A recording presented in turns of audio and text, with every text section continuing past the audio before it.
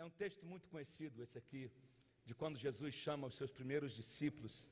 E eu quero que você entenda que, assim como Jesus chamou aqueles discípulos e tinha um chamado para aqueles discípulos, Ele tem um chamado para a tua vida. Todos aqui têm um chamado para cumprir uma obra específica, para cumprir um propósito específico. Amém, gente? Você precisa crer nisso. Olha o que diz a palavra a partir do verso 17. A partir desse momento, Jesus começou a pregar e a dizer: arrependei-vos, porque o reino dos céus está próximo. E Jesus, andando junto ao mar da Galileia, viu dois irmãos, Simão, chamado Pedro, e André, que lançavam as suas redes ao mar, porque eram pescadores. E ele lhes disse: segue-me, e eu farei de vocês pescadores de homens. E eles imediatamente deixaram suas redes e o seguiram. Eu quero frisar uma frase aqui com você, que está aqui no verso 19, que diz o seguinte: e Jesus lhes disse: segue-me, e eu farei de vocês. Segue-me, e eu vou fazer de você. Eu tenho um destino para você. Me segue, porque eu vou mudar a tua trajetória. Me segue, porque eu vou fazer de você. Pode sentar no seu lugar.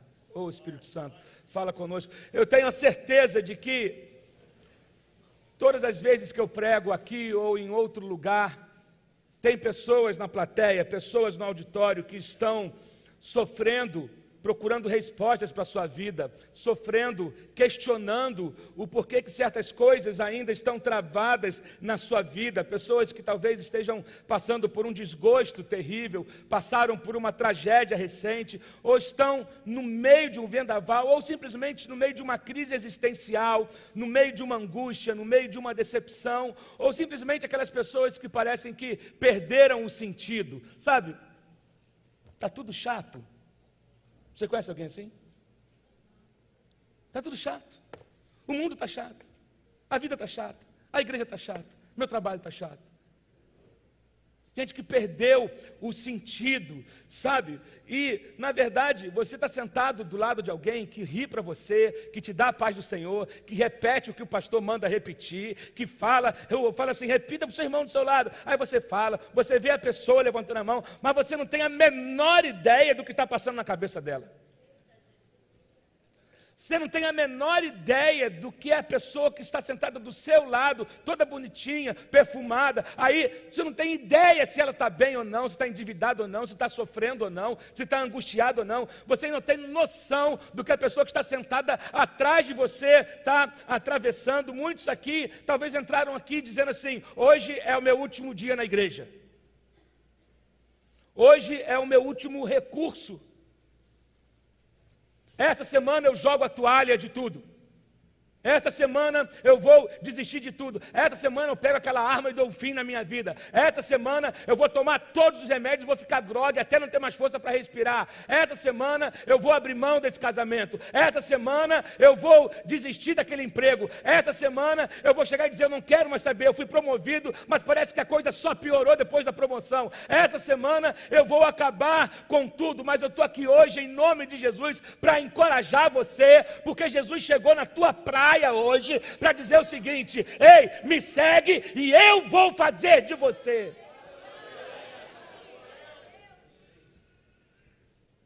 Me segue que eu tenho uma proposta para você, eu tenho uma novidade de vida para você. Então eu quero encorajar você aqui hoje a tirar os teus olhos da sua crise e colocar os teus olhos em Jesus.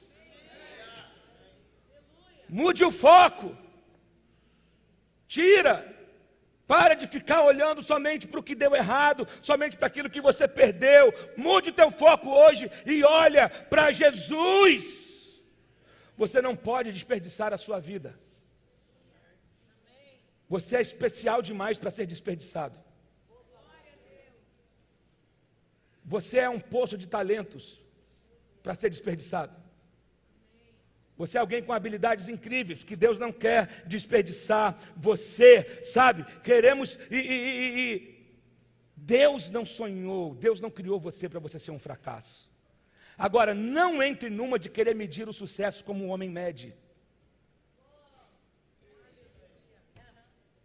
Não entre nessa neura de querer... Gente, Instagram é a coisa mais mentirosa que existe. Não meça o sucesso por uma postagem de alguém no Instagram. Até porque quando alguém começa a postar algo demais para querer se autoafirmar, na verdade é totalmente o oposto daquilo ali. Mas tem muita gente que entra na neura de querer comparar aquilo com sucesso. O homem usa a palavra sucesso, Deus usa a palavra triunfo. O sucesso é a medida do homem, o triunfo é a medida de Deus.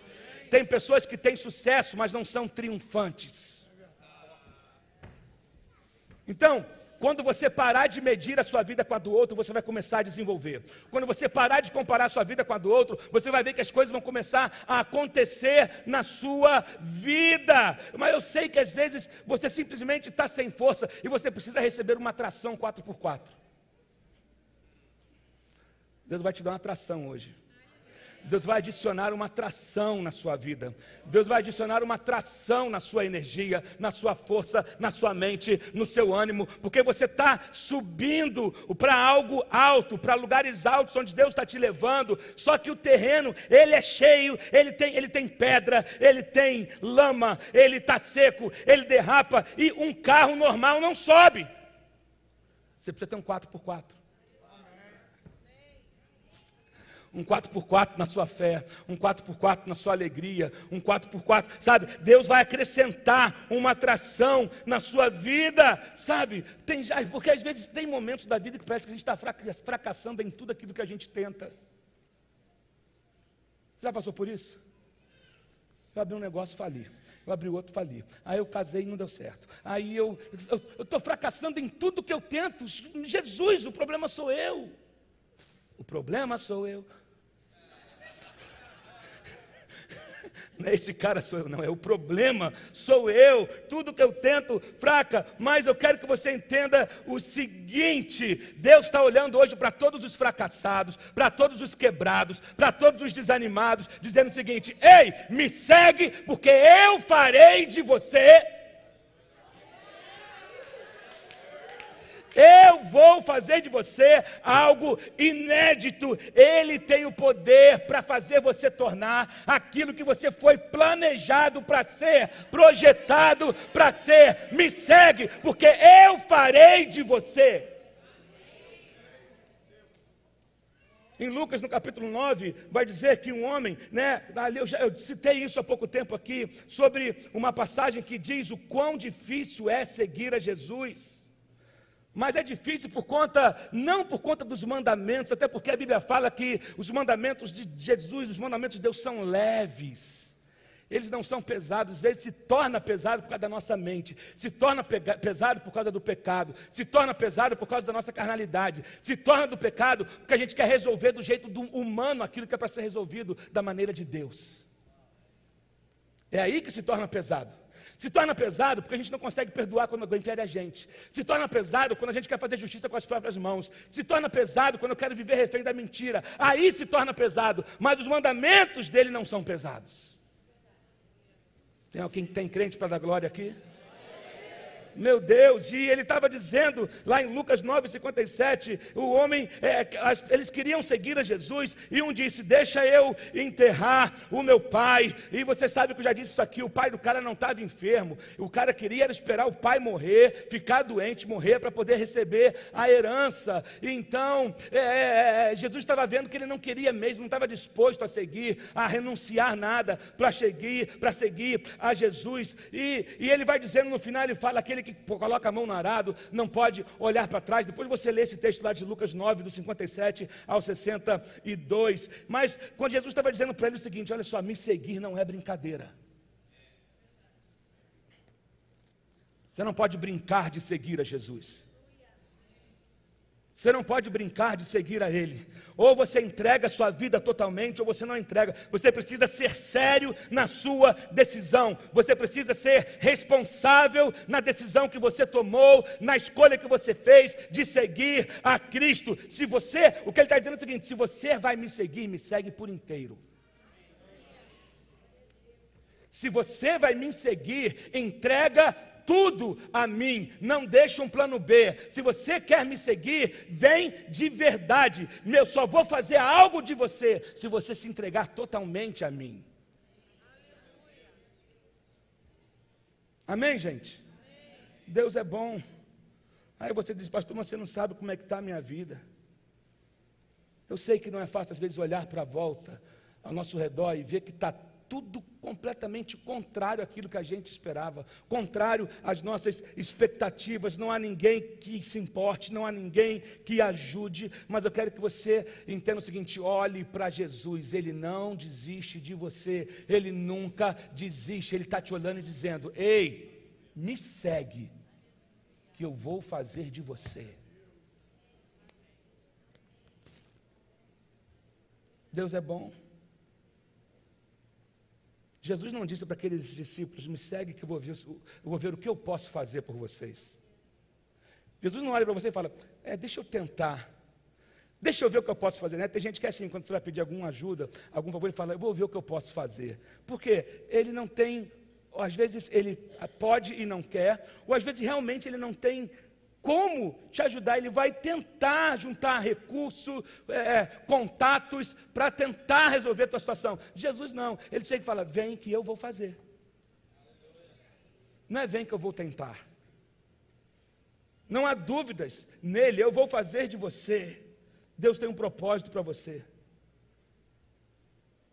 Você já deve saber que pela sua própria força não tem como você resolver tudo. Você já tentou, e quando a gente tenta resolver da nossa maneira, o que acontece? Só piora. Só piora. Deus não te chamou para uma vida aprisionada. Amém, queridos? Não te chamou, existe um propósito para a sua vida.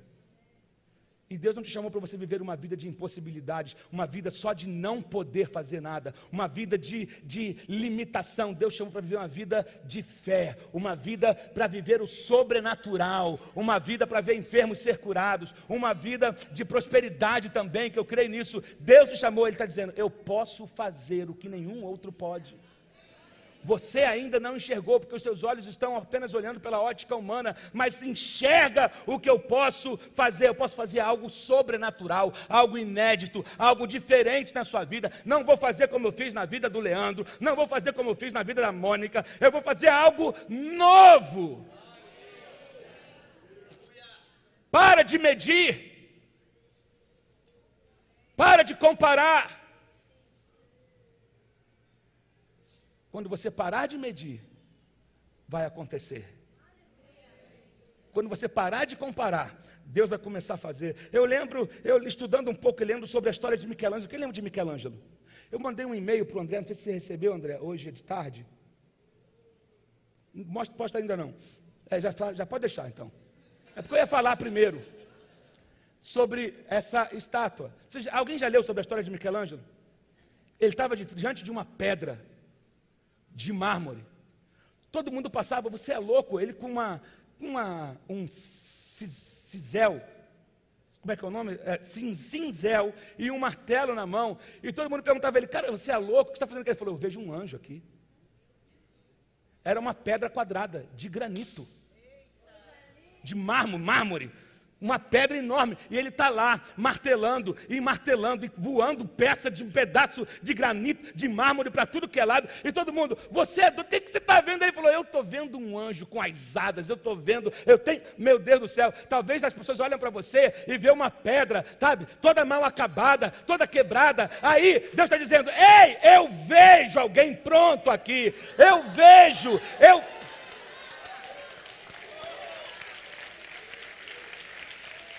Meu Deus, sabe, ele está dizendo: a sua vida pode ser isso. Ela está uma pedra bruta hoje, mas amanhã tem uma escultura, tem algo lindo, que vai ser um exemplo, vai ser um referencial, vai ser um contemplação. As pessoas vão poder olhar para a sua vida e contemplar o que Jesus fez.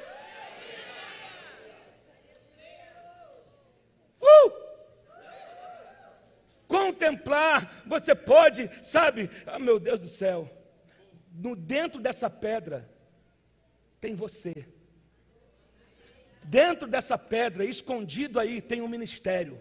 Dentro dessa confusão toda, dessa dureza, tem um ministério para nascer, tem um médico para nascer, tem um delegado para nascer, tem uma psicóloga para nascer, tem uma carreira, tem uma família. As pessoas enxergam pedra. Jesus enxerga a obra de arte. Por isso que a mente de artista não é normal. Não é normal. Eu tinha um amigo, o Leandro, pastor Leandro, que ele não sabia diferenciar som de saxofone para som de guitarra. Sério? Tinha um amigo, Léo. Não, de verdade, porque esse amigo nosso hoje, ele nem mora mais no Brasil, ele está morando fora do Brasil. Ele falava, cara, esse som aqui, esse negócio aqui que está solando aqui é o quê? Isso é um saxo ou uma guitarra? Eu ficava assim, gente, existe gente que sim. Né? E eu lembro, Léo, a música quando chega para a gente fazer arranjo, ela chega como um violãozinho e voz, às vezes mal gravado, mas a gente começa a enxergar, caramba, eu vejo uma batera aqui, daquelas grandiosas, eu vejo uma orquestra entrando aqui, uma guitarra modulando o som aqui. Quem vê músico dentro de estúdio fala assim, está todo mundo chapado.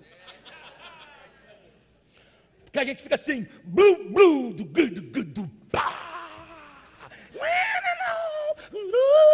Aí vem o dead, aí o vocal entra aqui.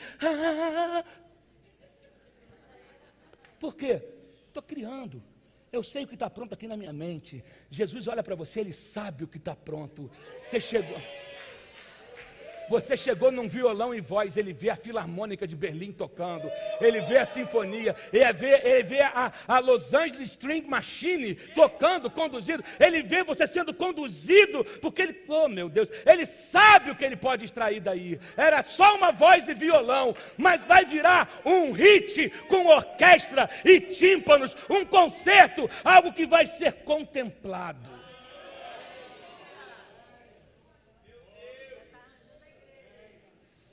Qualquer dia eu vou mostrar para você o processo criativo de um arranjo. Trazer coisas prontas, como que a música chegou e como que ela ficou. Eu vou soltar para você como que o compositor mandou e como que ela ficou depois que os músicos juntaram, depois que as ideias foram juntando. Lembra que eu falei aqui na série de Tabernáculo que a palavra acorde significa acordo? Quem lembra disso?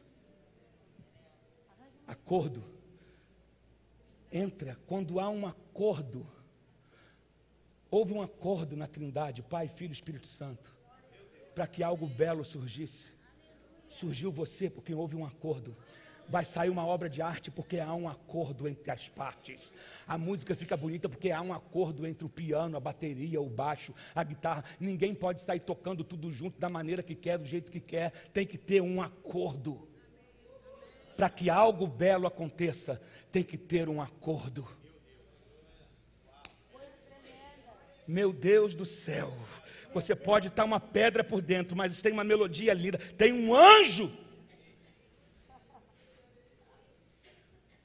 Tem uma obra de arte dentro, você pode ter cometido 1000 erros, você pode estar parecendo um ovo, um omelete, um monte de ovo quebrado.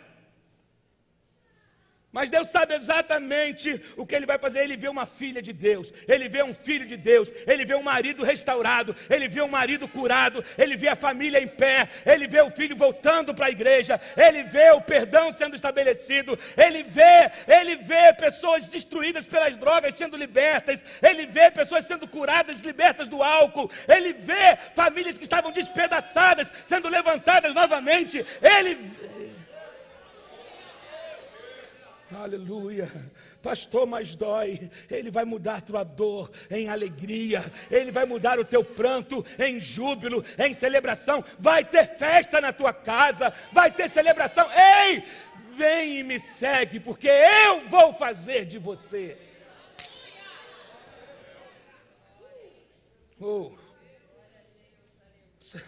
parece uma bagunça.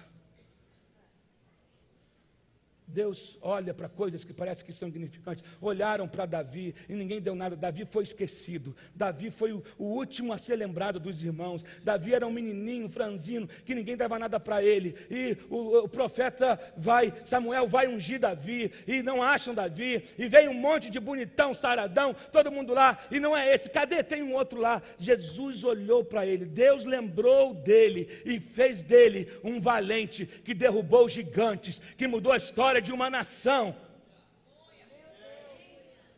Meu Deus. A gente tem que ter a atitude de Davi, porque os israelitas olharam para Davi e disseram: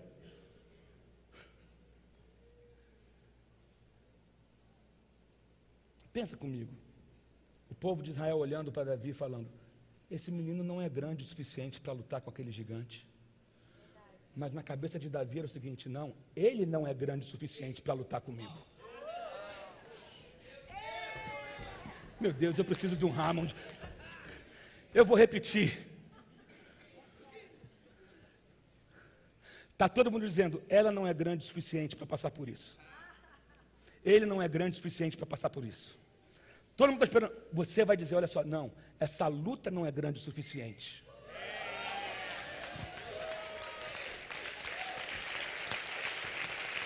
Davi, você não é grande o suficiente. Não, Golias não é grande o suficiente. Eu acho bom ele sair da minha frente.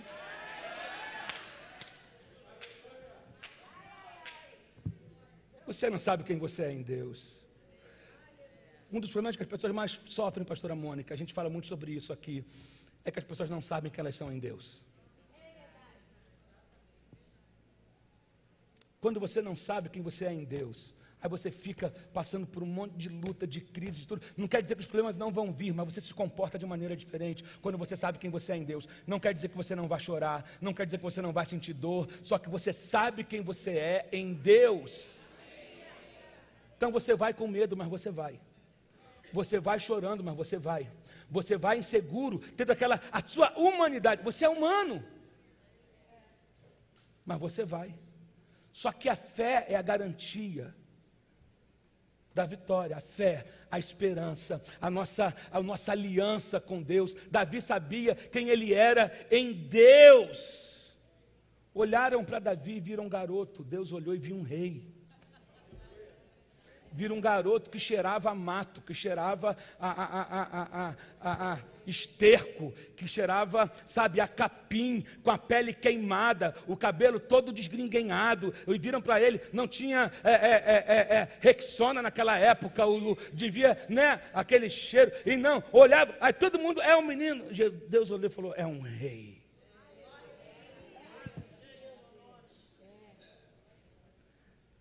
Eu gostei disso. Ele não é grande, Davi não é grande o suficiente. Não, Golias não é grande o suficiente. Pega isso para você. Pega isso para a tua vida, sabe? Meu Deus. Deus sempre vê as possibilidades. Deus sempre vê o que Ele pode fazer. Eu vou ter que parar com você, eu estou na introdução da mensagem. Quando Jesus olhou para os discípulos, eles eram sujos, fedorentos, pediam uma sardinha. Já passou ali pelo São Gonçalo, vindo da região dos lagos, que passa ali pelo Sardinha 88? Tem um cheiro, né? Passamos muito por ali, vindo de Campos, vindo do Espírito Santo, vindo de Vitória. A gente chega ali, sempre aquele botava cheiro. culpa em alguém da banda. Né? É um cheiro esquisito que mistura fossa com peixe podre, com não sei o quê. Não é um cheiro muito agradável. Eu tenho para mim que, né, na época dos discípulos, então, era um negócio que não tinha tecnologia, não tinha... E Jesus vai até o encontro desses homens que não tinham, assim, diplomas, não eram nada assim que tivesse de atrativo. E é justamente aonde Jesus vai, chega... Ei! Vocês me seguem, porque eu vou fazer de vocês. Meu Deus do céu. Ele pega fiscal, coletores de impostos da época, que eram mal falados. Isso não é de hoje, gente. Isso não é de hoje. Naquela época, o cara que ia cobrar o imposto, ele já era mal falado. Aí Jesus vai e vê um cara sentado na mesa e fala: ei, me segue, porque eu vou fazer de você algo novo, eu tenho uma história para você, me segue. Ele pegou gente que era, sabe, eram descredibilizados. Ninguém acreditava, ninguém apostava nada deles, mas quando Jesus os viu, ele enxergou lá dentro, por dentro da pedra bruta, homens que iam incendiar o mundo. Homens que iam incendiar o mundo, sabe? Deus enviou uma mensagem para essa igreja hoje. Não se preocupe com o que você é hoje. Você precisa apenas aceitar, atender a voz, dizendo: segue-me, e eu vou fazer.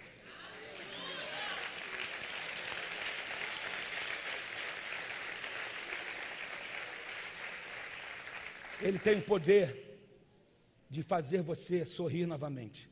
Ele tem o poder de fazer você ser uma pessoa que era descredibilizada, hoje se tornasse uma pessoa, ser uma referência de homem, de mulher, de pai, de mãe, de filho, de homens de negócios. Ele está dizendo: se você me seguir, é tudo o que você precisa. Me segue, eu vou fazer.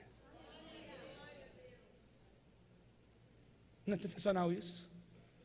Eu penso naquele homem endemoniado lá de Marcos capítulo 5, que ele era acorrentado, ele vivia preso em correntes, ele soltava das correntes e prendiam ele de novo, ele corria nu pela cidade, as pessoas torciam a cara para ele, tinham medo dele, rejeitavam ele ficava fora da cidade. Tinha uma legião de demônios naquele homem. Jesus atravessa um mar para encontrar aquele homem em Gadara.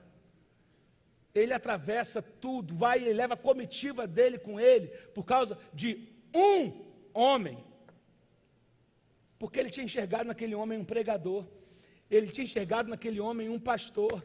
Ele vai lá, oh meu Deus do céu, ele não foi para fazer uma cruzada para 5.000 pessoas, para 10.000 pessoas, ele foi para pregar para um homem. E esse homem, Jesus chega lá, liberta aquele homem, ama aquele homem. E aquele homem chega e fala: deixa eu ir contigo agora. Não, Jesus diz: vai e prega. Porque Jesus foi lá e fez dele um pregador. Jesus foi lá, libertou ele. Impressionou aquele povo, ficou todo, ninguém conseguia fazer nada há anos por aquele homem. Jesus chega, em 5 minutos, ele dá uma ordem: sai dele, sai. Entrou, os demônios entraram nos porcos, e os porcos foram arremessados numa ribanceira. Aquele homem foi liberto e recebe uma missão logo em seguida: vai e prega.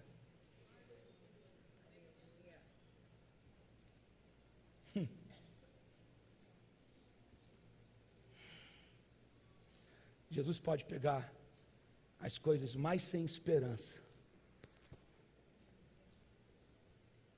as coisas mais esquisitas, as pessoas mais estranhas, as pessoas que você mais julga, que você mais critica. Jesus pode pegar aquelas pessoas que a gente, tem ojeriza de estar perto, de andar perto, que a gente torce o nariz, ou que a gente tentou por tantas vezes resolver na nossa força. Aí Jesus chega, calmo, sereno, tranquilo, liberta aquele homem. Diz a Bíblia que aquele homem pregou em toda a Decápolis. Você sabe o que é uma Decápolis? É um conjunto de 10 cidades. Um homem que não tinha nada, nem roupa. A Bíblia fala que ele andava nu. Nem roupa ele tinha. De repente ele recebe uma missão: você vai fazer cruzadas de evangelismo em 10 cidades. Jesus já chega com a agenda pronta. Ele já chegou. Eu enxerguei em você o que ninguém enxergou. Então é o seguinte: você está liberto a partir de hoje. Esses demônios não vão voltar mais, esse medo não vai voltar mais, essa acusação não vai voltar mais, mas você precisa ser ativo. Porque se você não se movimentar, se você não se encher, aquilo que saiu pode voltar. Tem gente que é liberta, mas fica oca, fica vazia. não se ocupa, aí volta, fica 7 vezes pior. Ei, ele está dizendo, me segue, eu cheguei até você, porque eu vou colocar jeito na sua vida, mas faça alguma coisa, comece, atue, haja, se envolva.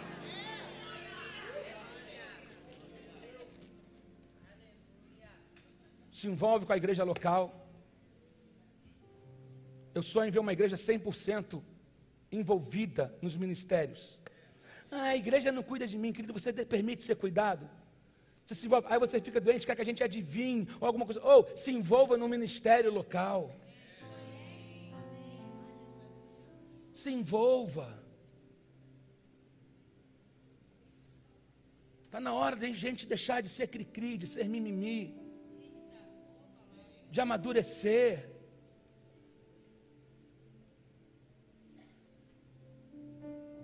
Cada um caminha de acordo com a revelação que recebeu de Deus.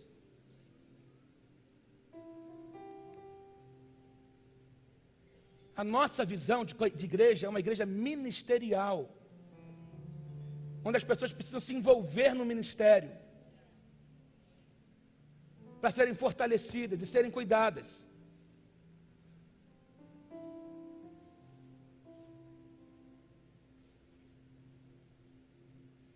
Jesus, onde ele chega, ele muda a história.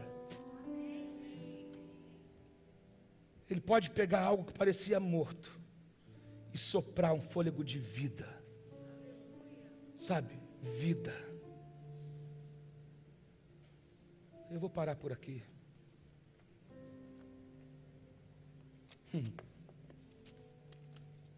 Segue-me. E eu faço. Segue-me. E eu faço. Segue-me.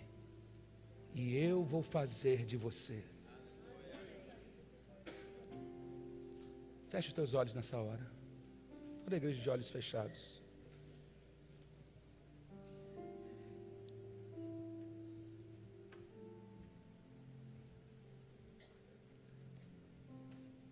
Essa é a tua noite, você que entrou aqui, você ainda não decidiu por seguir a Cristo completamente.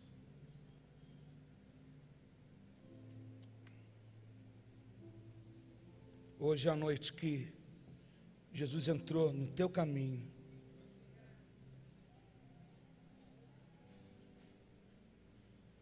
Meu Deus. Talvez você está aqui com sonhos quebrados, com uma vida quebrada, com a sua esperança quebrada.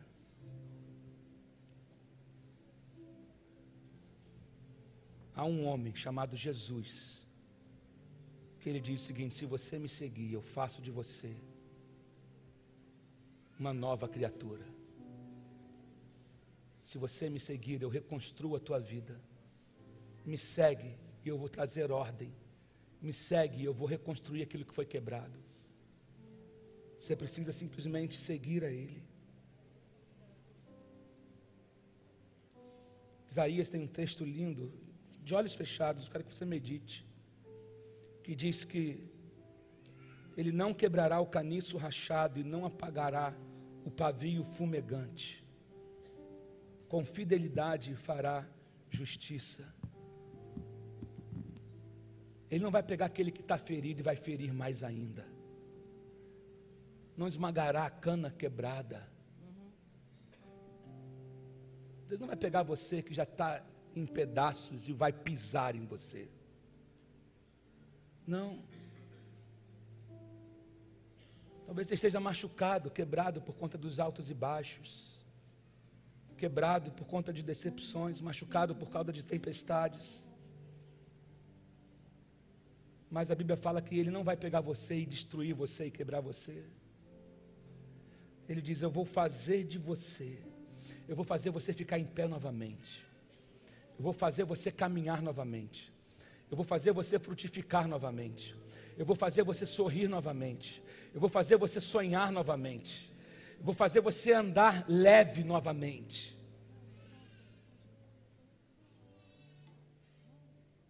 Meu Deus. Meu Deus.